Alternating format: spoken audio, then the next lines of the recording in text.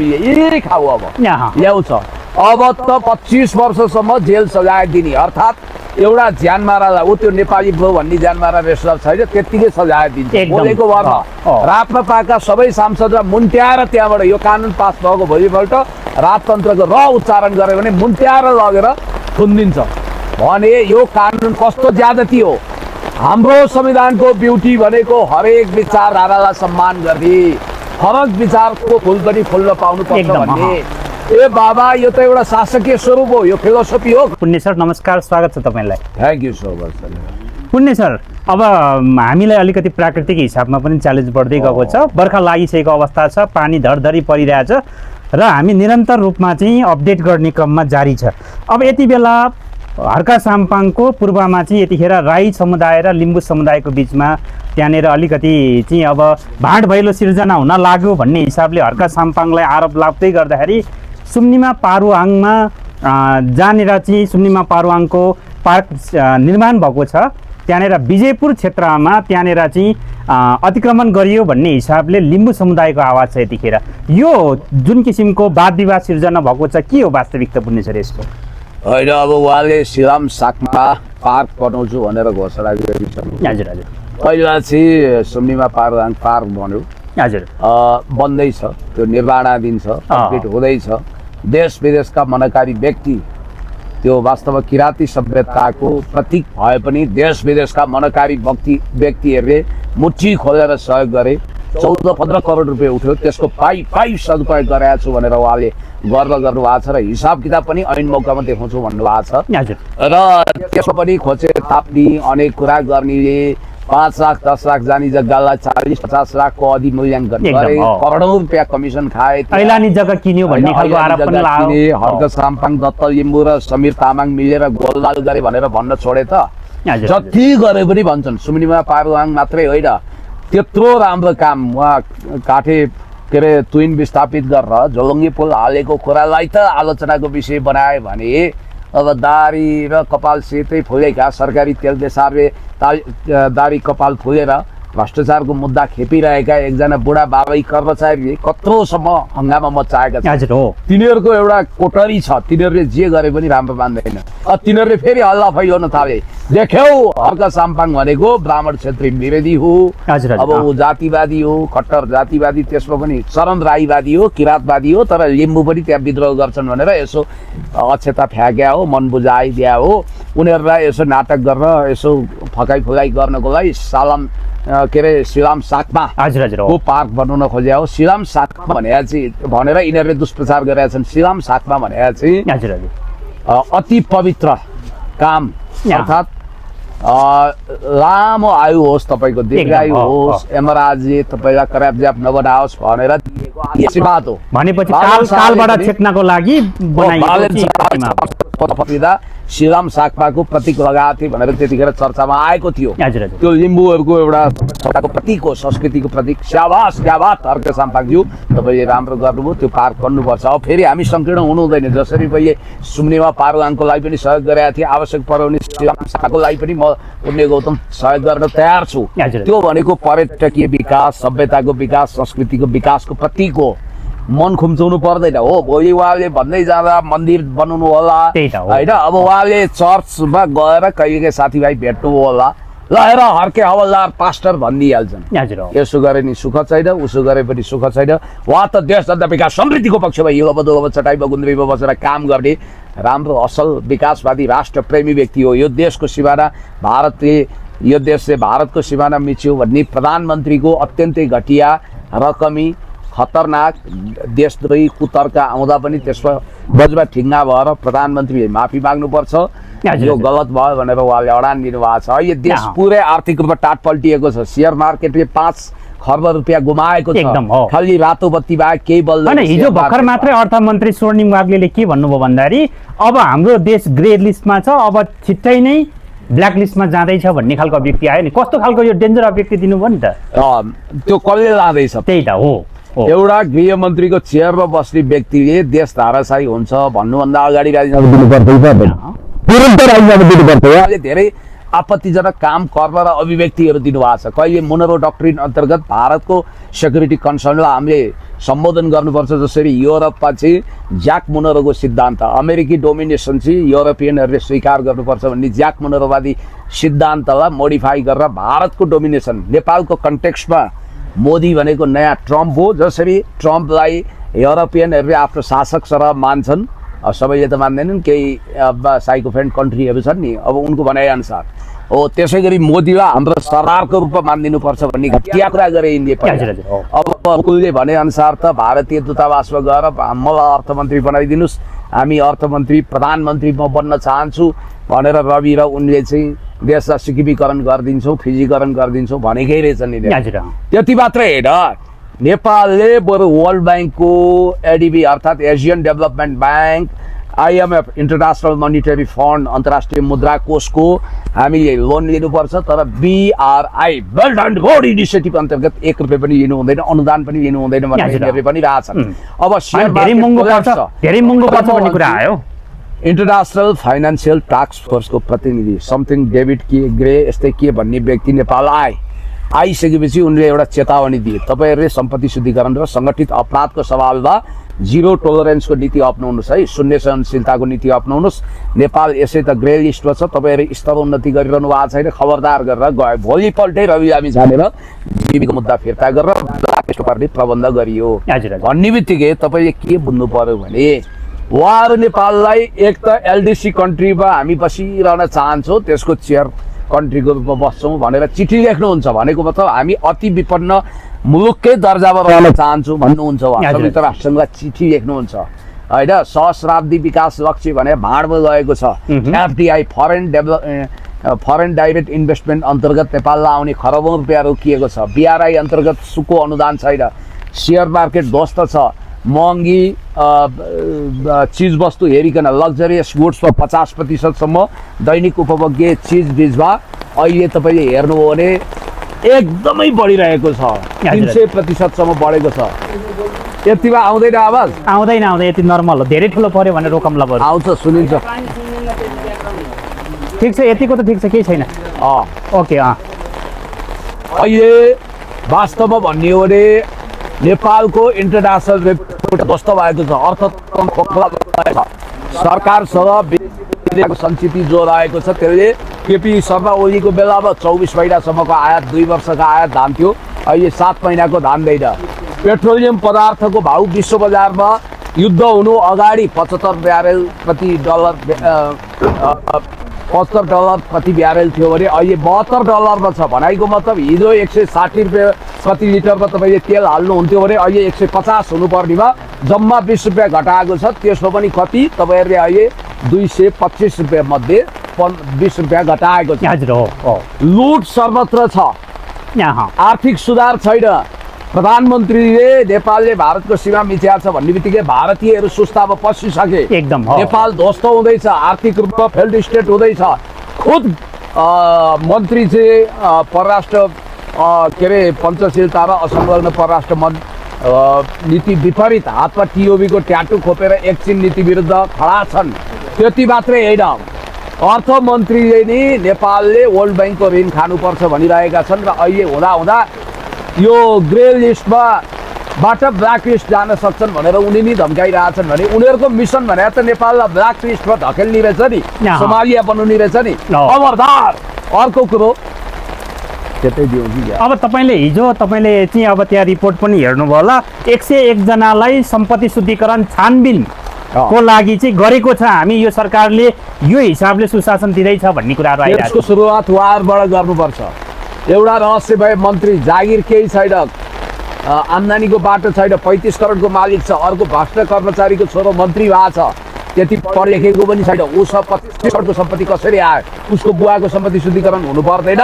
त्यस कारणले गर्दाखेरि आज हेर्नुहोस्, संविधान प्रदत्त अधिकारलाई मुलुकी ऐन अपराध संहिता संशोधन गरेर अन्यायपूर्ण तरिकाले नागरिक अधिकारलाई क्याप्चर गर्ने प्रयत्न छ। हिजो केपी ओली प्रचण्डलाई गाली गर्न नथाक्ने यी लाटासुन आर्थिक दुरावस्था छ, जसरी भौतिक संरचनाहरू एकपछि अर्को ध्वस्त भएको छ, जसरी देश आर्थिक रूपमा सङ्कट कालबाट गुज्रिएको छ, राजनीतिक मूल्य मान्यता सबै ध्वस्त भएको छ। तपाईँले भिडियोहरू त सबै हेरिरहनु भएको छ। एकदम अब एउटा सांसद के भन्छ, मेयरको सरुवा गरिदिनु पर्यो भन्छ। एकदम हो। त्यो गेलाल भन्ने सांसद चाहिँ पहिला उसले त्यहाँ एउटा कसरी जित्यो थाहै भएन यार, मैले त जितिछु भनेर हावादारी कुरा गर्ने। एकदम हो।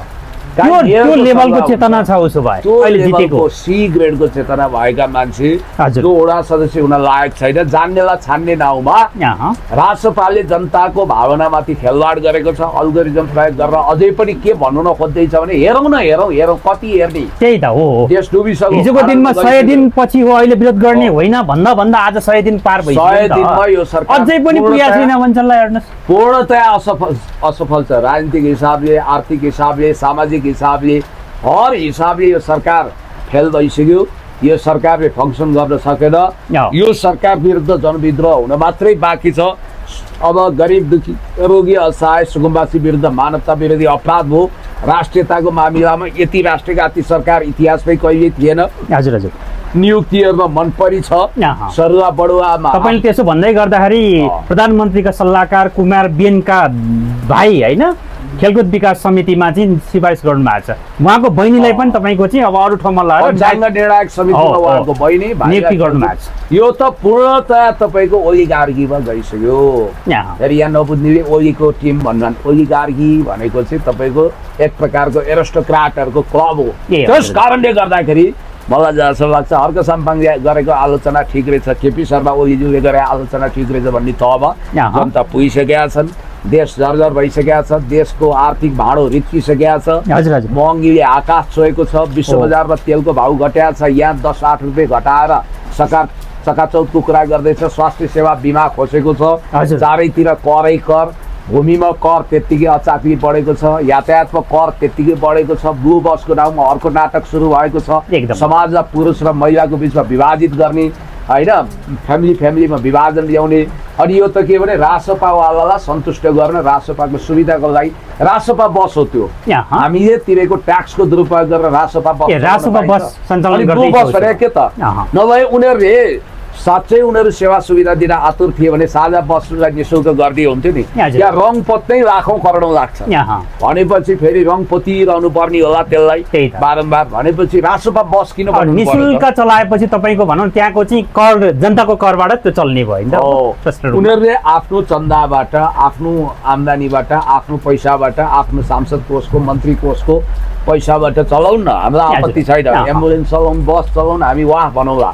तर हाम्रो ट्याक्सले त्यहाँनिर बस त सञ्चालन गरे तर खालि महिलालाई मात्रै भने। त्यही त हो। अब 8वटा बस चढ्न काठमाडौँमा चलाउने भने होइन, लाखौँ महिला छन्, जम्मै त्यही बस चढ्न गयो भने के हुन्छ? त्यही त हो एउटा कुरो।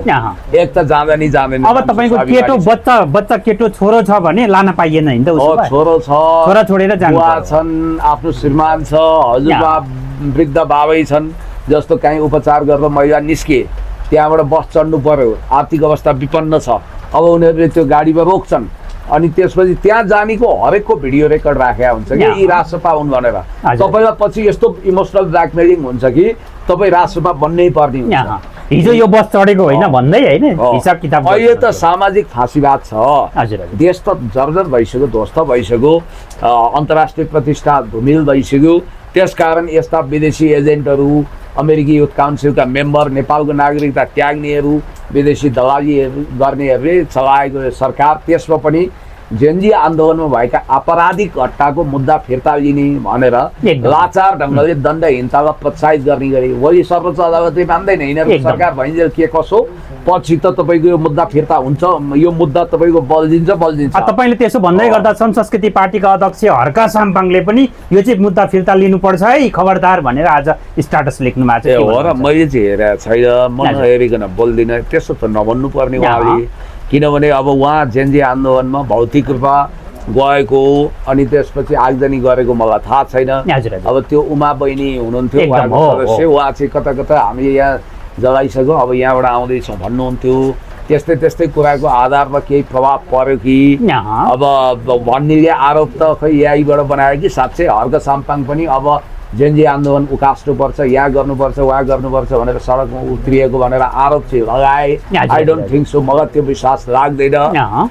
अब उहाँ जेन्जी आन्दोलनमा डराउन, भत्काउन, बिगार्न, कुट्न, काट्न रासोपा जसरी नहिँडेको हजुर हजुर र यो रासोपा भनेर त बाबुराम भट्टराईको नयाँ शक्तिको मोडरेट भर्सन हो। अनि त्यसपछि स्वर्णिम, रवि र बालन भनेको चाहिँ बाबुराम भट्टराईको मोडरेट भर्जन हुन्, युथ भर्जन हुन्। यिनीहरूको त मलाई कुनै आशा छैन, यिनीहरू देशलाई तबाह गर्न आएको, तर हिउँदोमा जग्गामा चटाइमा गुन्द्रीमा बसेर देश जनता विकास समृद्धिको पक्षमा खटिने हर्क साम्पाङ किन यति सोझो हुनुभयो, ताजुब लागेको छ। कतै उहाँ जेनजीको माध्यमबाट चुनाव भएर जेनजीको सरकारबाट गरेको चुनावबाट चाहिँ जितेको कारणले गर्दा दण्डहीनता हुँदैन नि त। आन्दोलनमा उहाँले अझ बुझेर बाँकी भन्नु होला, आन्दोलनको नाउँमा जलाउने, भत्काउने, काट्ने, कुट्ने कुरालाई कुनै पनि अर्थमा लेजिटिमाइज गर्न सकिँदैन। फौजदारी केस गरेको फौजदारी होस्, त्यसमा जिरो टोलरेन्सको नीति अपनाउनु पर्छ, शून्य सहनशीलता। अहिले कसैले भनेर पनि हुँदैन, कसैले वक्तव्यबाजी गर्दैमा, कसैले रोइगो गर्दैमा आपराधिक घटनाबाट सफाइ मिल्दैन। 5, 10, 15, 20 जति वर्षपछि पनि फाइल खुल्छ, ऊ देख्नु भएन। कार्यदल नै गठन गरेर अगाडि बढ्दैछ, जति कार्यदल गठन गरून्, जे गरून्, अन्तिम व्याख्या गर्ने सर्वोच्च अदालत हो। सर्वोच्च अदालत अहिले पनि न्यायको मन्दिर हो। हेर्नु होला, तपाईँको राष्ट्रिय मानवाधिकार आयोगको सिफारिस पनि पछि लागू हुन्छ। युद्धकालमा अर्जुन लामा काण्डमा अग्निसापकोटाको मुद्दा थियो, त्यो मुद्दाको सारा फाइलहरू लुकाइएको थियो, अहिले खोल्यो कि खुल्यो भने 62 सालको केस खुल्दैछ, फौजदारी केस कहीँ जाँदैन। यो त झन् ए बाबा भिडियो प्रमाण सहित छ के, सबै जलाउने, भत्काउने, सिंहदरबारमा त्यो कथाको रचा कसले गर्यो, सिंहदरबार जलाउ कसले भन्यो। 13 देखि 28 वर्षसम्म जेनजी हो, तिमीहरू जाओ, अरू अभियन्ता नजाओ भनेर स्टेटमेन्ट कसले जारी गर्यो। अब झोक चल्यो भने सिंहदरबार भत्काइदिन्छु भनेर कसले भन्यो। जेनजी आन्दोलनको आगोमा कसले घिउ थाप्यो। टिओबीको ट्याटु खोपिएका मान्छे, एकल मान्छे लिएर को जलाउन हिँड्यो, सबै कुरोको प्रमाण छ। यति सजिलो छ इन्भेस्टिगेसनमा, पुलिसलाई कुनै आइतबार खोज्नु पर्दैन, मात्र उसको हात अहिले सरकारी आदेशको जन्जिरले बाँधिएको छ। कुनै दिन यस्तो आउँछ, हामी पनि तपाईँको हुन सक्छौँ, भोलि हामी पनि सत्तामा पुग्न सक्छौँ, भोलि बुद्धवादी मान्छे पुग्छन्। बुद्धवादी भन्दैमा उसले विगतका सबै घटना बिर्सिने भन्ने हुँदैन। दण्डहीनतालाई 1 इन्च पनि स्वीकृति हुँदैन, अदालतले मान्दैन। राजनीतिज्ञले मानेर हुन्छ, प्रधानमन्त्री भनेर पनि मान्दैन अदालतले, किनभने उसको आफ्नो असाइनमेन्ट हुन्छ, संविधान अन्तर्गतको केस हुन्छ। आज 2-4 दिन एटर्नी जेनरलले अड्काए, महाधिवक्ताले भन्दैमा केही हुँदैन, भोलि यो उल्टिन्छ भन्नुको मतलब जो हिंसा अपराधमा संलग्न छन् ती सांसद हुन् कि मन्त्री हुन् कि प्रधानमन्त्री हुन् कि सबको हातमा हत्कडी लाग्छ। अब बालेन सरकारले तपाईँको दुर्गा प्रसाईले चैत्रमा गरेको आन्दोलन तिनकुनेमा जुन किसिमको घटना घट्यो त्यसलाई पनि आम माफी दिने हिसाबले अगाडि बढाउँदैछ नि पुण्य सर। अब खै यो चाहिँ थाहा भएन मलाई, यसको पनि तयारी भइसकेको छ लगभग। अब के हो, यिनीहरूको सेटिङ हो कि दुर्गा पनि त्यतै कतै फसेका छन् कि समग्रमा, किनभने यो चैतको आन्दोलनकै क्लाइमेक्स हो भन्छन्। अब यो त्यस्तो होला भन्ने मलाई लाग्दैन, सायद यिनीहरू डराएका छन् सबै। यो ध्वंसमा संलग्न भएका, डिप स्टेटमा संलग्न भएका, डिप स्टेटको सुरुङमा छिरेका सबै आपराधिक क्रियाकलाप गर्ने मान्छे फरक फरक राजनीतिक विचारधाराको भए पनि एकै ठाउँमा आउँदा रहेछन्। उनीहरू वास्तवमा डराउँदा रहेछन्, पार्टी अलग हुन्छ उनीहरूको, तर यिनीहरू सबै कुनै न कुनै रूपमा हिंसामा जोडिएको हुनाले हिंसामा जोडिएका मान्छेहरू आतंकित भएका र एकले अर्कालाई बचाउन लाग्छन्। अब यति बेला तपाईँको हिजो भर्खर मात्रै सरकारका प्रवक्ताले 100 दिनको कामको मूल्याङ्कन गरेको अवस्था छ। विभिन्न ठाउँमा तपाईँको गृहमन्त्रीदेखि लिएर शिक्षा क्षेत्रदेखि लिएर सारा कुरामा चाहिँ हामी 87% चाहिँ लगभग सफलता प्राप्त गरेको अवस्था हो, सरकारले धेरै जस्तो बुदामा काम गरिसकेको अवस्था हो भन्ने हिसाबले जुन किसिमको एउटा कार्य सम्पादनको सूची सार्वजनिक भयो, यसमा पुण्य सरको भनाइ के छ? त्यो झुटो रिपोर्ट कार्ड, त्यो पज लिस्टलाई डस्टबिनमा हालिदिए हुन्छ। हजुर, सरकारले काम त गर्यो, जम्मै उल्टो काम गर्यो। 100 दिनभित्र उसले के गरेन, सुकुम्बासीहरूलाई खेद्यो, मानवता विरोधी अपराध गर्यो, नेपालले मिच्दै नमिचेको भारतको सीमा मिचेको छ भन्यो, नेपाललाई बर्बाद बनायो, ध्वंसतिर लग्यो। अब हुँदा हुँदा अनिवार्य सैनिक तालिम गराउने भन्छ। ए हजुर हो, सुन्नुहोस् है, देशलाई हिंसामा लाने भने होइन। हर्क साम्पाङजीले पनि सपोर्ट गर्नु भएको छ, मैले जे भन्यो यो सरकारले त्यही गर्छ, हिजो मैले घोषणापत्रमा समावेश गराएको थियो, आखिर त्यही हुने भयो भन्दै हुनुहुन्छ नि। अब यो इजरायलतिर छ, कता कता छ, युद्धवादी देशको त्यस्तो होला। दक्षिण कोरियामा छ। हामी त नेपाललाई पिस जोन प्रपोजल पास गरेर पूर्णतया स्विजरल्यान्ड जस्तै शान्ति क्षेत्र बनाउनुपर्छ, हिंसाका चिलगिद्ध नउडोस् भन्ने मान्छे हजुर डिसआर्म गर्नुपर्छ सोसाइटीमा, हतियार लेस बनाउनुपर्छ। सैनिक तालिम चाहे जसले भने पनि यो कुरोमा म सहमत छु। नेपालमा अनिवार्य सैनिक तालिम भन्ने कुरो गर्नु हुँदैन। यसले देशलाई द्वन्द्वमा लान्छ, हिंसामा लान्छ। सैन्य तालिम गरेका उसै तालिम नगर्दा त हिंसा गरिरहेछन् भने एकदम। तालिम गरेपछि त भोलि गन बोकेर हिँड्छन्, हजुर। अपराध बढ्छ। सबै मान्छे सैनिक ड्रेसमा भएका त कति विचलित हुन्छन् भने सेनामा काम गर्ने त विचलित हुन्छन्, प्रहरीमा भने सैनिक तालिम गराएछ अनि हातमा भोलि हतियार जहाँ पनि किन्न सक्छ। हतियार चलाउन सकेपछि उसले नयाँ छापमार जस्ता नयाँ ध्वंसकारी जस्ता खडा गर्न सक्छ। एकदम। त्यसकारण यो घातक कुरो सरकारले नेपालमा युद्ध थोपर्नको लागि गरेको। अब हर्क साम्पाङज्यू जस्तो इमान्दार मान्छेले यो होइन, उहाँले त घोषणा पत्रमा समावेश गर्नु भएको छ यो कुरा हिजोको दिनमा। अब यसको मलाई सबै कुरा डिटेल्स बुझेर भनौँ। तपाईँले भने जस्तो तपाईँको चाहिँ अब भर्खरै मात्रै थाइल्यान्डमा पनि एउटा घटना घट्यो। एकजना बच्चाले 10 वर्षको बच्चाले ट्रक चलाउँदै गर्दा 10 किलोमिटर पर लगेछ र भिक्षुहरू हिँड्दै गरेको अवस्थामा 9 जना भिक्षु मृत्यु हुने गरी तपाईँको गाडीले किल्चिएको अवस्था देखिएको छ। भनेपछि यो चाहिँ परिपक्व नभएको मान्छेलाई हातमा चाहिँ उदिँदाखेरि होइन अथोरिटी दिँदाखेरि मैले भनिहालेँ, कुनै भन्ज्या मान्छेले सैनिक तालिम गराएको छ भने उसले जति पनि मान्छे मारिदिन सक्छ, आगजनी गर्न सक्छ, हिंसा मचाउन सक्छ नि त। त्यसकारण नेपाललाई सकेसम्म शान्ति क्षेत्र राख्ने, हिंसाबाट मुक्त गर्नुपर्छ।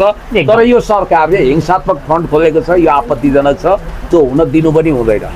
अब हिजो भर्खर मात्रै एउटा कार्यक्रममा महेश बस्नेतज्यूले अब सिधै के भन्नुभएको छ भन्दाखेरि प्रधानमन्त्री बालेन शाह र गृहमन्त्री सुदन गुरुङको जुन हिसाबले विष्णु पौडेल लगायत केपी शर्मा ओलीले प्रतिशोध साध्यो यसको एक हिसाब किताब राखेका छौँ भनेर चाहिँ उहाँले एकदम यो अभिव्यक्ति दिनुभएको छ। कुन आधारमा दिनुभयो, के गर्न खोज्नु भएको? हिसाब किताब भने दुईटा हुन्छ। एउटा हामी बदला र प्रतिशोधमा जान्छौँ भन्ने हुन्छ। महेश बस्नेतज्यूको आशय त्यो होइन। उहाँले भन्न खोजेको चाहिँ राजनीतिक हिसाबले, कानुनी हिसाबले हामी डिल गर्छौँ। अर्थात् तिमीहरूले अपराध गरे होलौ, तिमीहरूले अनियमितता गरे होलौ, तिमीहरू प्रतिशोधमा गएका होलौ। हामी एक एक कुराहरू जस्तो जलाउन को हिँडे, भत्काउन को हिँडे, उहाँको पनि त घर जलाएको छ नि, उहाँले त रेकर्ड राख्नु होला। आज फौजदारी केस लागेका कसको मुद्दा फिर्ता भयो। अझ यो परिकल्पनाकार खतरनाक हुन्छ। जलाउन फिल्डमा हिँड्ने भन्दा त्यसको निर्देशन गर्ने को, त्यसको सरदार को, त्यो सबै खातापाता हामीसँग छ। ऐन मौकामा फौजदारी केस लगाएर मुद्दा चल्छ भने होला उहाँले। त्यो आधारमा चाहिँ कारबाही गर्छु भन्न खोज्नुभएको होला। राजनीतिक रूपमा एक्सपोज गर्छौँ र कानुनी हिसाबले मुद्दा चलाउँछौँ भन्न खोजे होला। त्यो जायज र स्वाभाविक हुन्छ। किनभने म त बुद्धवादी मान्छे, बुद्धवादी भए पनि हिंसा गर्ने, तनाव गर्ने, द्वन्द्व गर्ने, अपराध गर्नेलाई छुट गर्नु हुँदैन। एकदम कानुनले स्ट्रिक्टली कार्यान्वयन गर्छ यसलाई। अब विष्णु पौडेलको मुद्दालाई थप तपाईँको चाहिँ समय थपेकै छ। कहिले 3 दिन पुगेन भनेको छ, कहिले 6 दिन पुगेन भनेको छ। यो के गर्न खोजे पुण्य सर? यो तपाईँको के प्रतिशोध हो कि अथवा कानुनी प्रक्रियामै अगाडि बढ्दैछ? हामीले भनेका के छौँ भने मिडिया ट्रायल भन्दा कोर्टको ट्रायल गर्नुहोस्। लो तपाईँले मिति थपै हुनुहुन्छ।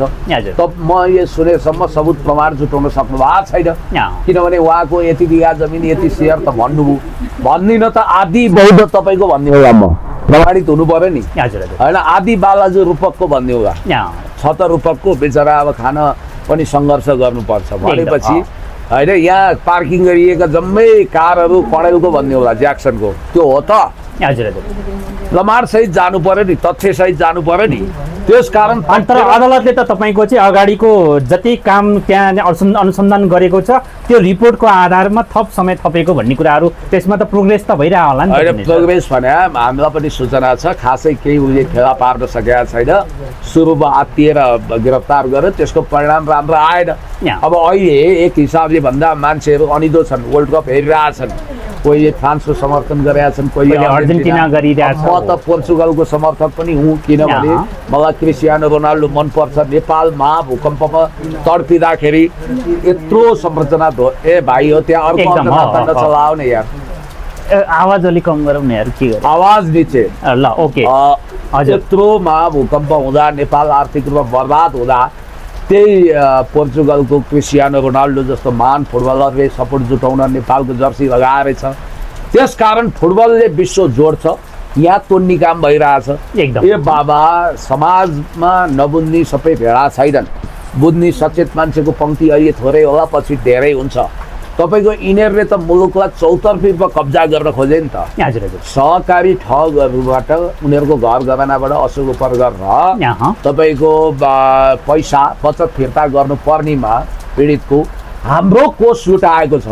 अब बाँदर लड्ने भिरबल गएर पाखा खरे खोलो हिँड्ने ठाउँमा लाल पूर्जा दिएको छ, हातमा लाल पूर्जा दिएर हुन्छ भनेर प्रगति रिपोर्टमा सब यहाँ बाबा गर्न थाले। तपाईँले कहाँ दिनुभयो त्यसको महत्त्व भयो नि त।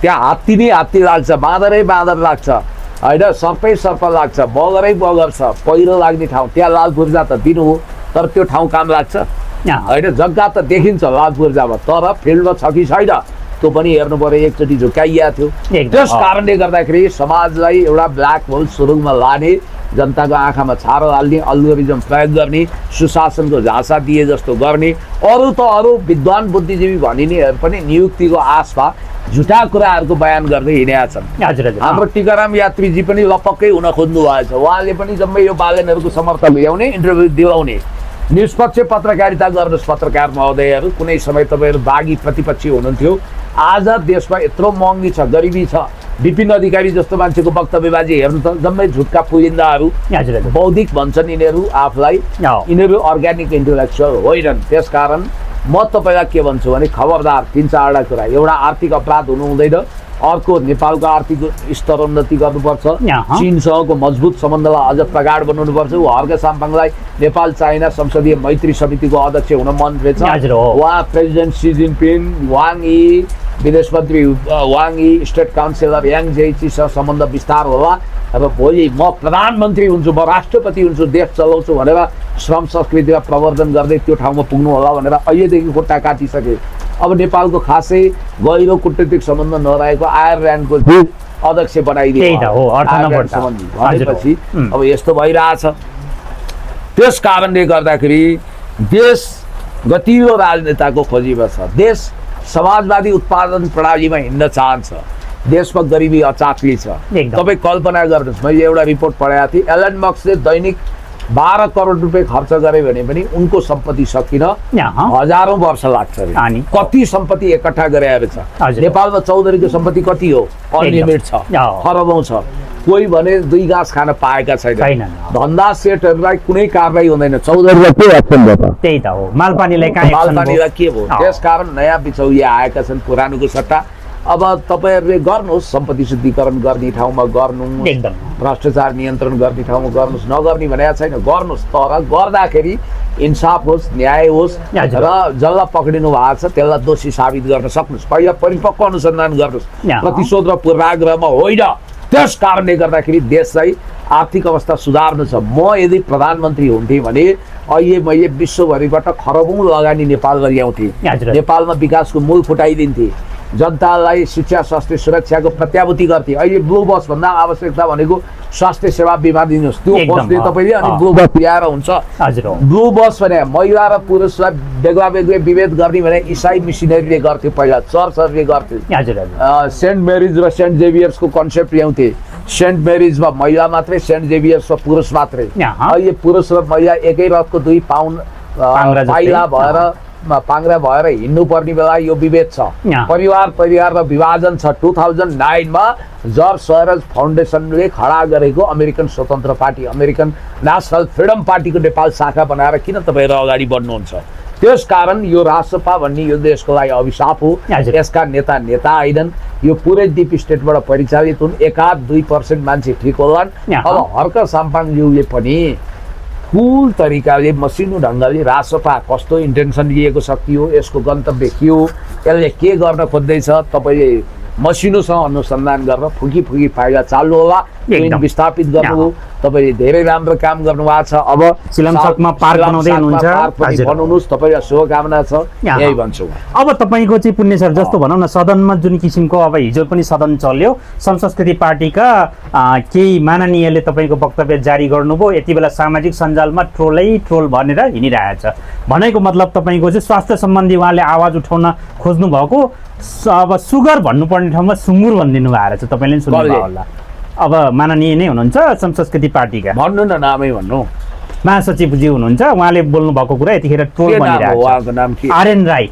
के भन्नु माननीय उहाँले अब देशमा समस्या जस्तो भनौँ न प्रेसरको समस्या सुगरको समस्या भन्नुपर्ने ठाउँमा सुँगुर भनिदिनु भएको रहेछ सुँगुर कुदाइरहेको छन् सामाजिक सञ्जालभरि के हो यो हर्का साम्पाङजीको चाहिँ अब माननीयमा पनि यो किसिमको कमी भन्ने खालको आरोप म झुटो बोल्न जान्दिनँ सबै मान्छे हर्क साम्पाङ हुँदैनन् स्मार्ट हुँदैनन् शिक्षाको कमी होला चेतनाको कमी होला अब त्यस्तै खालका मान्छेहरूलाई बनाइयो अब त्यही हो राजनीतिक चेतना र ज्ञान विस्तार गर्नु पर्यो फेरि आफैलाई ब्रह्मज्ञानी सम्झिन्छन् हजुर अब सुगर र सुँगुरमा फरक नछुटाउने नि सांसद भएपछि हाम्रो भन्नु के छ अलिकति राजनीतिक शिक्षा दिनु पर्यो कोचिङ दिनु पर्यो अझै जरुरी छ उसो अर्को साम्पाङज्यू सबैलाई यही हजुर हजुर अब पुण्य सर जस्तो भनौँ न रासोपामा हिजो महाधिवेशन हुँदाखेरि कतिपय महत्त्वाकांक्षीहरूलाई पद नपुगेको कारणले गर्दा रवि लामिछानेले अब 100 दिनको सरकार 100 दिन भइसके पछाडि सरकारका असफल मन्त्रीहरूलाई निकालेर रवि लामिछाने पक्षका हिजो महाधिवेशनमा इच्छा नबुझाएका मान्छेहरूले चित्त बुझाउन यता चाहिँ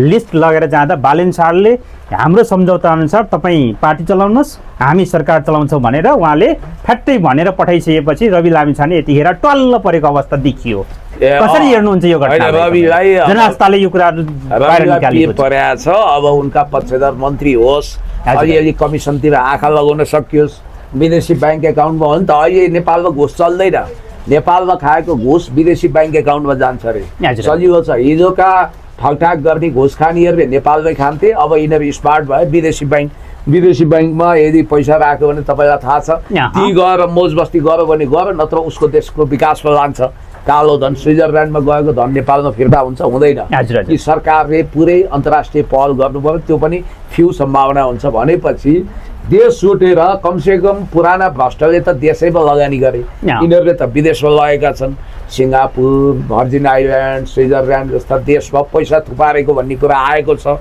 तपाईँलाई म के भन्छु भने जो आए पनि एकै हो यो बालेन शाहको मान्छे भन्नु पनि त्यही हो रविको मान्छे भन्नु पनि उही हो भाग शान्ति जय नेपाल हो यो खाने लडाइँ हो यो तपाईँको कसले बढी खाने भन्ने रसाकसी हो देश विकास गर्ने यिनीहरू आएका होइनन् यो काले काले मिलेर भाले खाने गाड कोराखोर गर्ने भुँडी फोराफोर गर्ने हो भाग शान्ति जय नेपाल हो केपी शर्मा ओलीले भने जस्तै तपाईँको चाहिँ यिनीहरू हाउमा आए अब आफू भित्रभित्र लड्छन् अन्तिममा समाप्त हुन्छ यदुवंशीय लडाइँ हुन्छ भनेर मैले उहाँभन्दा अगाडि नि भनिदिए हो त तपाईँको क्यामेरा साक्षी नै छ नि त्यसको सङ्केत त देखियो जो मान्छेमा राजनीतिक छैन पदीय महत्त्वाकांक्षा छ जो आदर्श छैन मूल्य छैन मान्यता छैन कत्रा कत्रा लडाइँ गरेर अग्नि परीक्षाबाट खारिएर नयाँ जीवित नेल्सन मण्डेला भनेर आफूलाई लङ वाक टु फ्रिडम लेख्न योग्य भन्ठानेर आएका नयाँ म्याङ्गोसुतो बुथोलोजी जो यिनका त फ्रिडम पार्टीलाई तल आउँछु बुद्धवादी लाइनमा हिँडाउँछु भन्नेहरू त हिंसावादी अपराधी भ्रष्टाचारी भयो भने यी कौन सा गतिका मान्छे यिनीहरूको त जगै अपराध र भ्रष्टाचारमा छ विदेशी दलालीमा छ त्यसकारण यिनीहरू अरूलाई फतक्कै कुहिएर गल्न केही वर्ष लाग्यो यिनीहरूलाई कैयौँ वर्ष लाग्यो यिनीहरू केही महिनाभित्रै यी पतन भइसक्यो भनेपछि देश विकास होला भन्नु समृद्धि होला देशले नयाँ चोला फेर्ला भन्नु र खेर्राको बोटमा जाइफल फल्छ भन्नु उल्टो गङ्गा बग्छ भन्नु एकै हो पक्कै पनि पुण्य सर महत्त्वपूर्ण समय दिनुभयो समय र संवादको लागि धेरै धेरै धन्यवाद थ्याङ्क यू सो मच